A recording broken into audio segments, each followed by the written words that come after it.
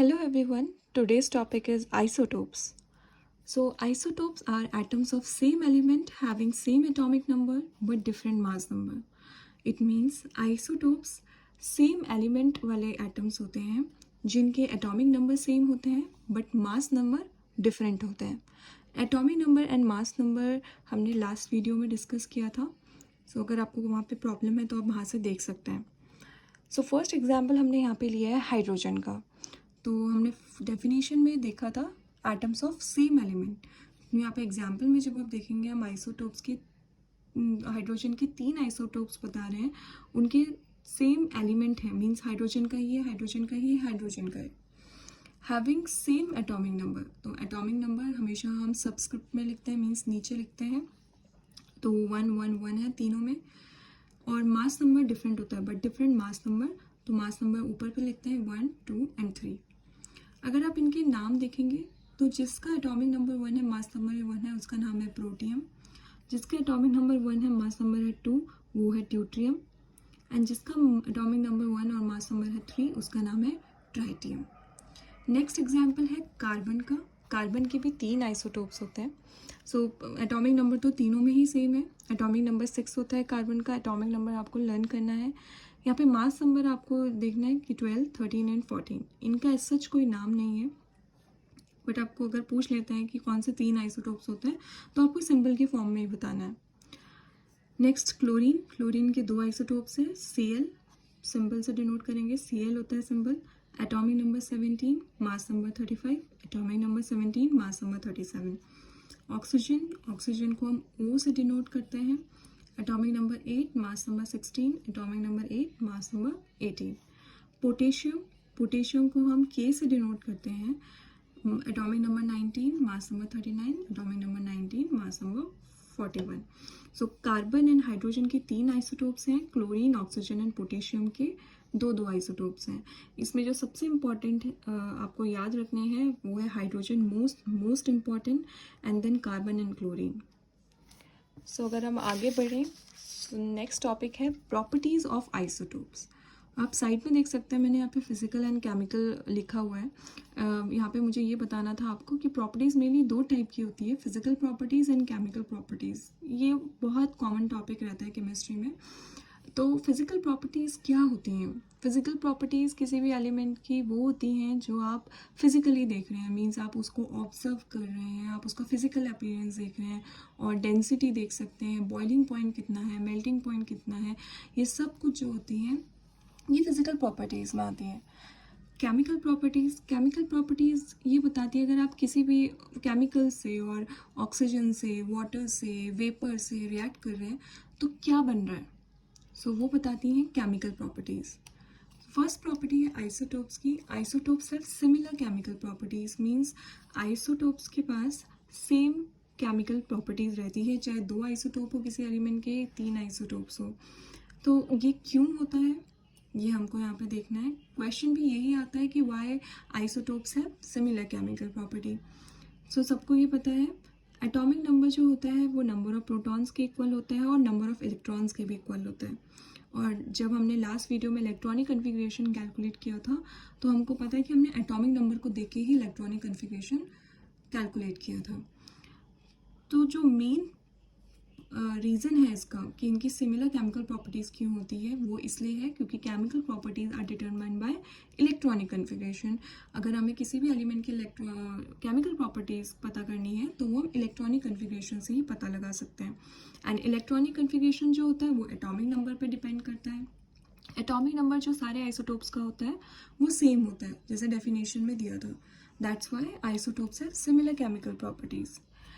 एक बात आपको नोटिस करनी है, मैंने जो भी ये नोट्स लिखे हैं इसमें मैंने कुछ शॉर्ट फॉर्म्स लिखे हैं. जैसे यहाँ पे आप देख रहे होगे इलेक्ट्रॉनिक कन्फिग्रेशन को मैंने ई से लिख दिया, नंबर को मैंने NO डॉट करके लिख दिया. बट जब आप आंसर शीट में या एग्ज़ाम में कभी भी लिखते हैं तो आपको पूरा लिखना है, NUMBER, पूरी स्पेलिंग, इलेक्ट्रॉनिक कन्फिग्रेशन की भी पूरी स्पेलिंग. तो यहाँ पे आपको क्लियर हो जाना चाहिए कि केमिकल प्रॉपर्टीज़ सेम क्यों होती है आइसोटोप्स की, क्योंकि वो इलेक्ट्रॉनिक कन्फिग्रेशन से डिटरमाइंड होते हैं.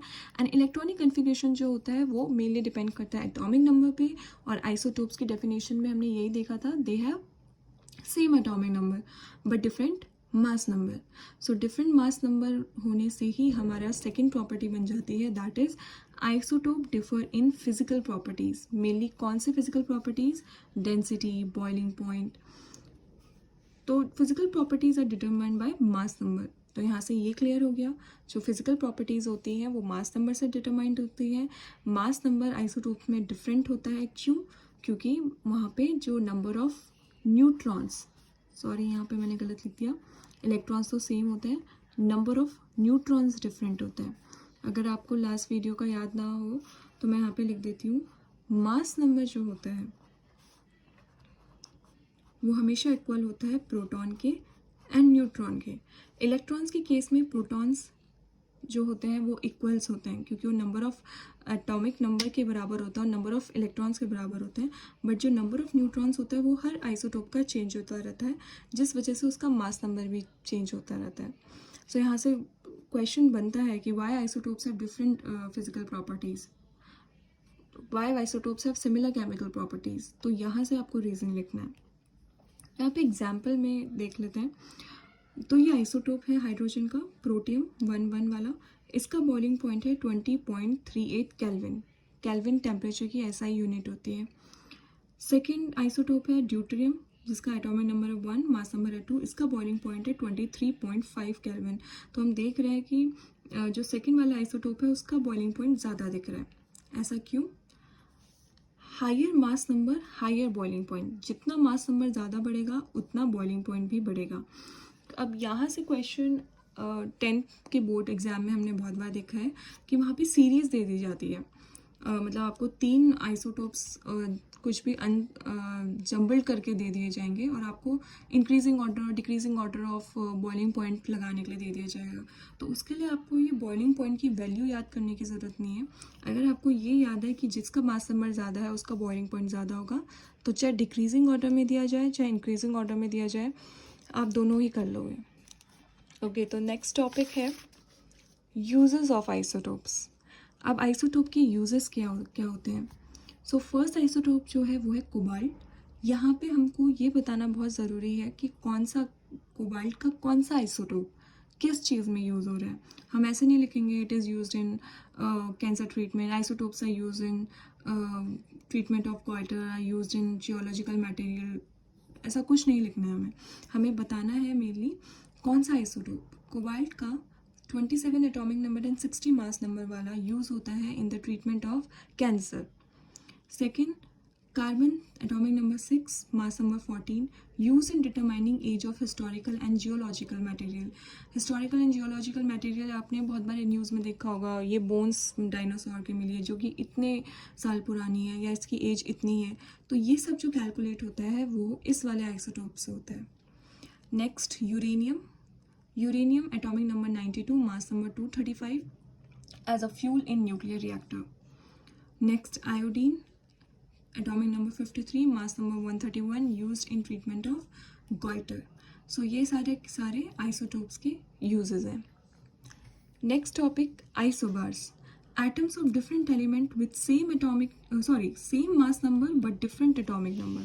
So आइसोबार और आइसोटोप जो है वो दोनों एक दूसरे के अपोजिट हैं.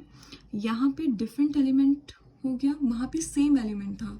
आप देख रहे होंगे डिफरेंट एलिमेंट है, एक आर्गन है, एक कैल्शियम है. हैविंग सेम मास नंबर, वहाँ पे डिफरेंट मास नंबर था बट डिफरेंट एटॉमिक नंबर, वहाँ पे एटॉमिक नंबर सेम था.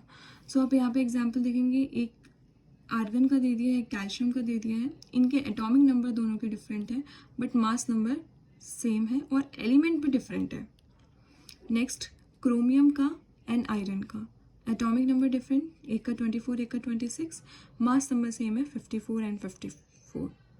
सो आई होप आप लोगों को ये समझ में आएगा.